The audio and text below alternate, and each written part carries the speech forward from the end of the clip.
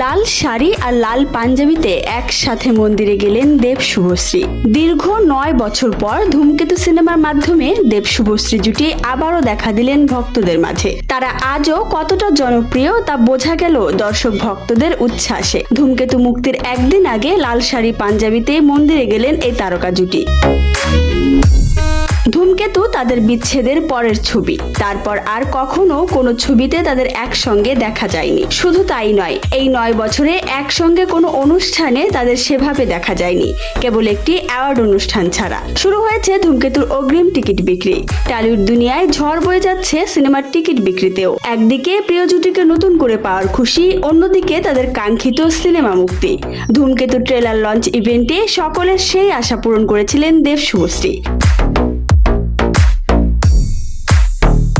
তাদের মধ্যে জমে থাকা সব মান অভিমান সরিয়ে একসঙ্গে এক মঞ্চে এসে দাঁড়িয়েছিলেন হাসি মুখে। সেই সন্ধ্যা যে এক নতুন ইতিহাস আর বন্ধুত্বের সাক্ষী হয়েছিল তা তো বলাই বাহুল্য। ছবি মুক্তির আগে নৈহাটির মন্দিরে গিয়েছেন দেব শুভশ্রী। তবে সেখানে তাদের একসঙ্গে আবার দেখা যাবে কিনা তা নিয়ে বিস্তর চর্চা শুরু হয়েছিল। অনেকে ভেবেছিলেন তারা আলাদা হয়ে যাবেন, আবার অনেকে তাদের একসঙ্গে দেখতে পাবেন সেই আশায়ও ছিলেন।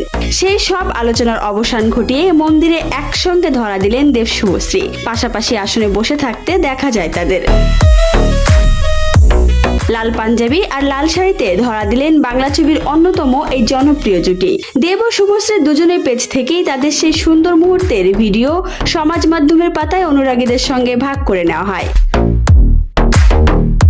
তাদের সঙ্গে সেখানে উপস্থিত ছিলেন ছবির পরিচালক কৌশিক গাঙ্গুলি, সঙ্গীত পরিচালক ইন্দ্রদীপ দাশগুপ্ত।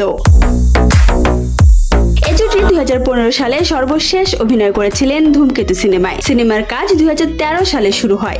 2 বছর সিনেমার শুটিং চলে, কিন্তু শেষে একাধিক কারণে ছবিটি আর মুক্তি পায় না। অবশেষে দীর্ঘ 9 বছর পর প্রেক্ষাগৃহে আসতে চলেছে ধূমকেতু। আগামীকাল সেটি দেখতে পাবেন দর্শকেরা।